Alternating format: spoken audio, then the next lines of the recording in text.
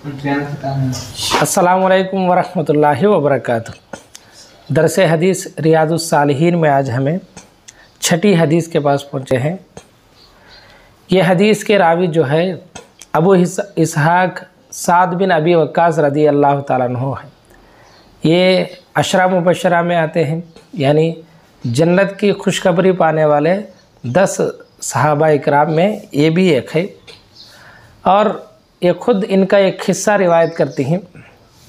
वो ये है कि उस हदीस का मफ़हूम बताता हूँ। हज्जतुल विदा के बाद यानी हुज़ूर सल्लल्लाहु अलैहि वसल्लम जो आखिरी हज फरमाए थे, उसमें जो है हज़रत साद बिन अबी वक्कास रदी अल्लाह ताला अन्हु भी जो है शामिल थे। लेकिन हज्जतुल विदा के बाद हज़रत साद बिन अबी वक्कास मक्का मुकर्रमा में मरीज़ हो गए थे, यानी बीमार पड़ गए थे। बीमार की शिद्दत बहुत बढ़ गई, तो बीमार पुरसी करने के लिए रसूलुल्लाह सल्लल्लाहु अलैहि वसल्लम तशरीफ़ ले गए। तो किसी ने जो है हमारे रिश्तेदारों में या करीबी वालों को जो है बीमार की शिद्दत बढ़ गई, तो हमें इयादत के लिए जाना यह सुन्नत करीमा है, तो ज़रूर हमें जाना चाहिए। तो रसूलुल्लाह सल्लल्लाहु अलैहि वसल्लम जो है उनकी बीमार पुरसी के लिए तशरीफ़ ले गए। तो साद बिन अबी वक्कास फरमाते हैं, मुझे उस वक्त शदीद दर्द था। मैंने कहा, आय अल्लाह के रसूल, आप देख रहे हैं मेरा दर्द किस शिद्दत इख्तियार कर गया है। मैं साहिब माल हूँ, लेकिन मेरी वारिस सिर्फ़ मेरी एक ही बेटी है। तो क्या मैं अपने माल का 2/3 हिस्सा खैरात कर दूँ? यानी वो फरमाते हैं, मुझे अब लगता है कि मैं इस बीमारी की वजह से मेरा वफ़ात होने वाला है, मुझे ऐसा लगता है। तो मेरे पास बहुत सारा माल है, लेकिन मेरे वरसा में सिर्फ़ मेरी एक बेटी है, बेटे वगैरह नहीं थे उनको। तो हज़रत साद फरमाते हैं, या रसूलुल्लाह सल्लल्लाहु अलैहि वसल्लम, क्या मैं 2/3 हिस्सा 2/3 मेरा माल को जो है मैं अल्लाह की राह में खैरात कर दूं या खर्च कर दूं? तो आप सल्लल्लाहु अलैहि वसल्लम ने फरमाया, नहीं। फिर इसके बाद मैंने कहा, आधा माल? तो आधा माल खर्च करूँगा? तो ये रसूलुल्लाह सल्लल्लाहु अलैहि वसल्लम को पूछे, तो आप सल्लल्लाहु अलैहि वसल्लम ने फरमाया, नहीं। मैंने कहा फिर, आय अल्लाह के रसूल, 1/3 माल सदका करूँ? यानी 1/3, 1/3 माल सदका करूँ? आप सल्लल्लाहु अलैहि वसल्लम ने फरमाया, तीसरा हिस्सा, और तीसरा हिस्सा भी ज़्यादा या बड़ा है, यानी तीसरा हिस्सा कर सकते हो, लेकिन ये भी कुछ ज़्यादा अमाउंट ही है, कुछ ज़्यादा माल ही है। और इसलिए कि तुम अपने वारिसों को साहिब हैसियत छोड़कर जाओ, ये उससे बेहतर है कि उन्हें कंगाल करके जाओ और वो लोगों के सामने हाथ फैलाकर जिए। यानी तुम्हें पूरा माल जो है अल्लाह की राह में इस तरह खर्चा करके तुम्हारे घर में वालों को जो है कुछ ना बचा कर गए, तो वो समा के दिन क्या होती, उन्होंने दूसरों के पास अपना हाथ फैलाकर मांगना शुरू करती। ये इससे बेहतर है कि तुम्हारी वरसा को जो है तुम्हें माल छोड़कर जाना बेहतर है, क्योंकि अल्लाह के रसूल फरमाते हैं, याद रखो तुम जो भी अल्लाह की रज़ा के लिए खर्च करोगे तो उस पर तुम्हें अजर मिलेगा। हत्ता कि जो लुकमा तुम्हारी बीवी के मुंह में डालोगे उस पर भी अल्लाह ताला जो है तुमना को अजर देगा। तो मैंने कहा, अय अल्लाह के रसूल, क्या मैंने अपने साथियों के बाद पीछे छोड़ दिया जाऊंगा? यानी इसका मतलब हज़रत साद बिन अबी वक्कास रदी अल्लाह ताला अन्हु फरमाती हैं, उन्हें समझते हैं कि मेरी हयात अभी होने वाला है, तो क्या मेरे साथियाँ जो है मेरे से पहले जाती, क्या मैं अकेला रह जाता हूँ क्या? और दूसरी मतलब इसका ये है, इन्हों मक्का मुकर्रमा में थे, तो पूरे लोग जो है मदीने में चले जाते, अब ये मक्के में अकेले हो जाती, तो सब लोग जो है मदीने में वफ़ात पाने को पसंद करते थे। तो अब जो है मेरे मक्के में वफ़ात हो गए, तो मेरे साथियाँ पूरे जो है मुझे छोड़ डाल के चले जाती, सब जने हिजरत करके मदीने की जाती, मैं मक्के में रहना पड़ता है। तो क्या ऐसा होता है क्या? आपको पूछते। तो जब रसूलुल्लाह सल्लल्लाहु अलैहि वसल्लम फरमाती, मेरी साथियाँ मुझसे पहले फौत हो जाएंगे और मैं दुनिया में अकेला हो जाऊँगा। आपने फरमाया, क्या ये तुम्हारे हक़ में अच्छा ही है बिलाशुबा साथियों की वफ़ात के बाद जब उनके पीछे रह जाओगे तो जो भी अमल अल्लाह की रज़ा के लिए करोगे उससे तुम्हारे दर्जे में ज़्यादती और बुलंदी होगी। नेज़ शायद तुम्हें मज़ीद ज़िंदगी गुजारने की मौका दिया जाए, हत्ता कि कुछ लोग अहले ईमान तुमसे फ़ायदा उठाए और कुछ दूसरे लोग काफिरों को तुमसे नुकसान पहुँचे। फिर आप सल्लल्लाहु अलैहि वसल्लम ने दुआ फरमाई, ऐ अल्लाह मेरी सहाबा की हिजरत को जारी फरमा और उन्हें उनकी एड़ियों पर ना लौटा। यानी इसके बाद रसूलुल्लाह सल्लल्लाहु अलैहि वसल्लम दुआ करती हैं, उनकी उम्र में दराजगी के लिए दुआ करें और ये भी दुआ करती हैं, या रसूलुल्लाह या अल्लाह मेरे सहाबा किराम की हिजरत को जारी फरमा। यानी मक्का से मदीना तक ही नहीं, फिर मदीना से भी दूसरे शहरों तक भी इनकी हिजरत को जारी फरमा। और अल्लाह के रसूल ये भी दुआ करते हैं, शायद तुम ना को और ज़्यादा उम्र मिल जाए ताकि तुम्हारे से अहले ईमान को नफ़ा पहुँचे और अहले कुफ़ार को जो है नुकसान पहुँचे। और अल्लाह के रसूल इसके बाद फरमाते हैं, लेकिन काबिल रहम साद बिन खौला है, उनके लिए रसूलुल्लाह सल्लल्लाहु अलैहि वसल्लम रहमत की दुआ फरमाते थे, इसलिए कि वो मक्का में फ़ौत हो गए थे। यानी उनकी माँ साद बिन खौला जो है उन्होंने मक्का में फ़ौत हो गए थे, तो उनके लिए रसूलुल्लाह सल्लल्लाहु अलैहि वसल्लम दुआ फरमाए थे। अभी इस हदीस में देखो बहुत सारे नुक्ते हैं। पहली नुक्ता यह है, बीमार की शिद्दत को बताना क्या ये गुनाह की काम नहीं है। यानी मैं ऐसा तकलीफ़ में हूँ, मेरी बीमारी जो है मुझे इस तरह सता रही है, या मेरी बीमारी इस तरह मुझे जो है तकलीफ़ दे रही है, ये बोलना ये गलत बात नहीं, ये क्या गुनाह की बात नहीं। हाँ, अलबत्ता गाली नहीं देना। रसूलुल्लाह सल्लल्लाहु अलैहि वसल्लम बुखार को भी जो है बुरा भला बोलना मना फरमाए, क्योंकि कोई भी तकलीफ़ या कोई भी बीमारी मोमिन को इसलिए आती है ताकि उसकी गुनाहों को मिटाए और उसकी दर्जात को बुलंद करे, तो गाली नहीं देना है। दूसरी बात, हमारी वफ़ात से पहले हमारी माल में से वसीयत करने के लिए 1/3 हिस्सा से ज़्यादा किसी को वसीयत करना ये जायज़ नहीं। याद रखिए, एक होता है विरासत, ये हमारी बेटों को, बेटियों को, बीवियों को, इन सब को मिलता है। दूसरा होता है हिब्बा।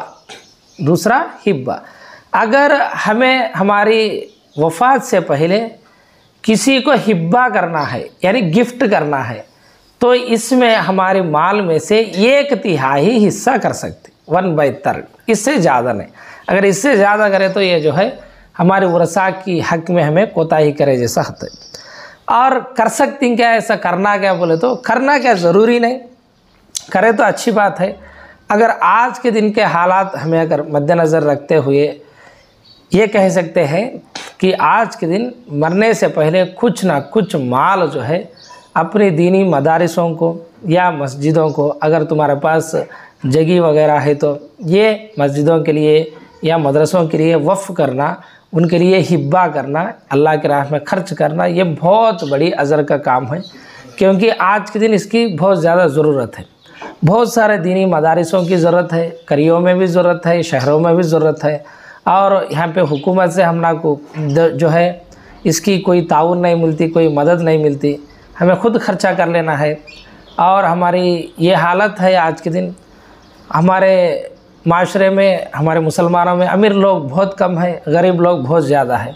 तो अमीर लोगों से ज़्यादा गरीब लोगों को जो है दीनी मदारिसों की ज़रूरत है, इसलिए हमें हमारे वफ़ात से पहले कुछ ना कुछ माल, 1/3 से ज़रा कम माल जो है अगर हिब्बा करे तो ये बहुत अच्छी बात होता है, और ये सवाब जारिया है, और हमें मरने के बाद भी ये सवाब जो है हमारे लिए जारी होगा इंशाअल्लाह। और इसी में याद रख लो, बीवी बच्चों को खिलाना ये सवाब का काम है, ये हमारी ज़िम्मेदारी भी है, ये सवाब का काम भी है। और जो भी माल हमें छोड़ के जाती हैं ये अल्लाह की हुदूद के मुताबिक खुद ब खुद तकसीम हो जाते हैं। आज के दिन जो है वरसा अपनी हिस्से को जो है अल्लाह की किताब के मुताबिक ये नहीं ले रहे हैं, उनके मर्ज़ी के मुताबिक फ़ैसले कर लेती हैं, ये बहुत गलत काम है। अल्लाह के रसूल फरमाते हैं, क़यामत से पहले इल्म जो उठाया जाता है वो इल्म जो है विरासत का इल्म है। आज के दिन लगता है कि ये उठा लिया गया है, कोई भी शख्स विरासत के बारे में नहीं बात कर रहा है, वरसा की हिस्सों के बारे में नहीं बात कर रहा है। सब जो है अपने अपने मोहल्लों में जो बड़े महदी उनके पास जाती हैं, जैसे तकसीम कर लेना है वैसे तकसीम कर लेते हैं। या बाप जो है अपने बेटों के नाम, अपने बेटियों के नाम वसीयत कर को जाती हैं, उसके मुताबिक तकसीम करती हैं। वसीयत बेटों के लिए बेटियों के लिए करना अब ज़रूरी नहीं है, क्योंकि अल्लाह ताला खुद ब खुद वरसा की जो मिकदार है उन्होंने लेने का ये मुकर्रर कर दिया है। लिहाजा अब उन्होंने वसीयत करना ज़रूरत नहीं। अब बेटे ऐसे तैयार हो गए आज के दिन, अभी मरने से पहले जो है अपने नाम पे लिखा लेना शुरू कर दी। ये बहुत गलत बात है, ये बहुत गलत बात है। क़यामत के दिन इसकी पूछ होती है। विरासत जो है ये मरने के बाद होती है, ज़िंदगी में विरासत नहीं होती है। ज़िंदगी में जो है जो कमाया है बाप उसकी मिल्कियत होती है, उससे तुम्हें ले रही है जबरन का, तो इसके बारे में पूछती है। अल्लाह ताला के सामने आप पकड़े जाएंगे। अगर ये लिखा लेना जो है उनसे सही तरीके से तकसीम कर नहीं सका, बेटियों को दिए नहीं सका, बहनों को दिए नहीं सका, माँ बाप को दिए नहीं सका, या उनके करीबी रिश्तेदारों को दिए नहीं सका, एक ही जिन्हें जो है हड़प लेना शुरू करती हैं आज के दिन, या 2-3 जिन्हें मिलकर बेटियों को महरूम करके ये माल को जो है हड़प लेना शुरू करी। क़यामत के दिन इसकी बहुत बड़ी पूछ होगी, और इस माल के बदले में उस दिन नेकियां देना पड़ेगा। जब उस दिन मालूम होगा जो तुम्हें लिखा रहे हैं ये जहन्नम को जाने का वीलनामा लिखा रहे हैं, ये जन्नत को जाने का वीलनामा नहीं। तो ये बात को याद रख लेना है। अगर साहिब माल हो तो 1/3 हिस्सा जो है अगर खैरात करे तो अल्लाह की राह में ये बहुत अच्छी बात है, ये मुस्तहब अमल है। और दूसरी बात जो है, मदीना मुनव्वरा में वफ़ात के लिए सहाबा इकराम किस तरह तड़पते थे, ये भी हमें इस हदीस से मालूम होता है। और एक और बात इस हदीस के बारे में, जो रावी है हज़रत साद बिन अबी वक्कास रदी अल्लाह तआला अन्हु के बारे में 1-2 कलिमात बोलना जो है ज़रूरी है। आप रदी अल्लाह तआला अन्हु हुज़ूर सल्लल्लाहु अलैहि वसल्लम को रिश्ते में मामू लगते थे, और ये साबिकून अल अव्वलून में है, 5वें या 7वें वाले हैं ईमान लाने वालों में। और हुज़ूर सल्लल्लाहु अलैहि वसल्लम के साथ तमाम गज़वात में शिरकत फरमाए थे, और यहाँ तक कि हुज़ूर सल्लल्लाहु अलैहि वसल्लम की ज़ुबान मुबारक से दुनिया में ही जन्नत के सर्टिफिकेट पाए हैं। अशरा मुबशरा में आते हैं साद बिन अबी वक्कास रदी अल्लाह तआला। और इस हदीस में जो हुज़ूर सल्लल्लाहु अलैहि वसल्लम दुआ करें उनकी दुआ कबूल हुई। हज़रत साद बिन अबी वक्कास रदी अल्लाह तआला अन्हु इस बीमारी से जो है शिफा हासिल कर लिए, और उन्होंने फिर बाद में मदीने का आए। यहाँ तक कि आप रदी अल्लाह तआला अन्हु हुज़ूर सल्लल्लाहु अलैहि वसल्लम की वफ़ात के बाद 40 पर 5 साल ज़िंदा रहे। पहले क्या ख्याल करे थे, 8 हिजरी में ना 10 हिजरी में वफ़ात होती है को ख्याल करे थे, लेकिन अल्लाह ताला इसके बाद अभी 40 पर 5 साल उनको ज़िंदा रखे। जैसा हुज़ूर सल्लल्लाहु अलैहि वसल्लम दुआ फरमाए थे, तुम्हारे से अहले ईमान को नफ़ा पहुँचता है और अहले कुफ़ार को है तुम्हारे से नुकसान पहुँचता है। ये पेशन गोई पूरी इस तरह हुई कि उमर फ़ारूक रदी अल्लाह तआला अन्हु के दौर में हज़रत साद बिन अबी वक्कास रदी अल्लाह तआला अन्हु इराक़ को फ़तह किए हैं और ईरान को भी फ़तह किए हैं। आप रदी अल्लाह तआला अन्हु फ़ातह ईरान है, फ़ातह इराक़ है। और हुज़ूर सल्लल्लाहु अलैहि वसल्लम जो है 2 लोगों के लिए ये कलिमात बोले थे कि मेरे माँ बाप आप पर कुर्बान हो। हम सब जो है सहाबा इकराम पूरे ये कहते थे, हमारे माँ बाप या रसूलल्लाह आप पर कुर्बान है, हमारे माँ बाप भी आप रसूलुल्लाह सल्लल्लाहु अलैहि वसल्लम के ऊपर कुर्बान है। लेकिन रसूलुल्लाह सल्लल्लाहु अलैहि वसल्लम 2 लोगों के लिए मेरे माँ बाप आप पर कुर्बान है वो बोले। एक वो शख्स है ज़ुबैर रदी अल्लाह तआला अन्हु, उनकी सीरत जो है मैं पिछली मरतबा बयान किए थे, वो यूट्यूब में भी है। और दूसरे शख्स जो है हज़रत साद बिन अबी वक्कास रदी अल्लाह तआला अन्हु है। गज़वाए उहद के मौके के ऊपर जब कुफ़ार ने घेर लिया था, तो आप सल्लल्लाहु ताला अलैहि वसल्लम जो है आए साद तीर चलाओ, मेरे माँ बाप आप पर कुर्बान हो गए बोल को बोले थे। और हुज़ूर सल्लल्लाहु अलैहि वसल्लम इस तरह तारीफ़ करते थे साद बिन अबी वक्कास को, ये मेरे मामू है, मेरे मामू के जैसे और कोई नहीं है बोल के हुज़ूर सल्लल्लाहु अलैहि वसल्लम फरमाते थे। तो आप रदी अल्लाह तआला अन्हु साद बिन अबी वक्कास जो है मदीना मुनव्वरा से 10 मील दूर मकाम अकीक में 55 हिजरी या 56 हिजरी, 50 पर 5 या 50 पर 6 हिजरी में वफ़ात पाए हैं। वहाँ से उनकी मैयत को कांधों पर लाया गया है। उस वक्त जो है उनकी मैयत को क्या गाड़ियों में नहीं, क्या चरपाई पे लिटा कर नहीं, खानों पर ढोकर लाया गया है और उन्हें जन्नतुल बकी में दफन किया गया था। ये हदीस जो है बुखारी में भी है, सही बुखारी में ये हदीस 1290 पर 5 है और सही मुस्लिम में ये हदीस जो है 1628 है, 1628। अल्लाह ताला हम सब की मग़फ़िरत फरमाए। अल्लाह ताला ऐसी अहादीस करीमा को सुनने की और इन पर अमल करने की तौफ़ीक़ अता फ़रमाए। सहाबाए किराम की ज़िंदगी को जो है पढ़ने की, सुनने की तौफ़ीक़ अल्लाह ताला हमें नसीब अता फ़रमाए। अस्सलामु अलैकुम व रहमतुल्लाहि व बरकातुहू।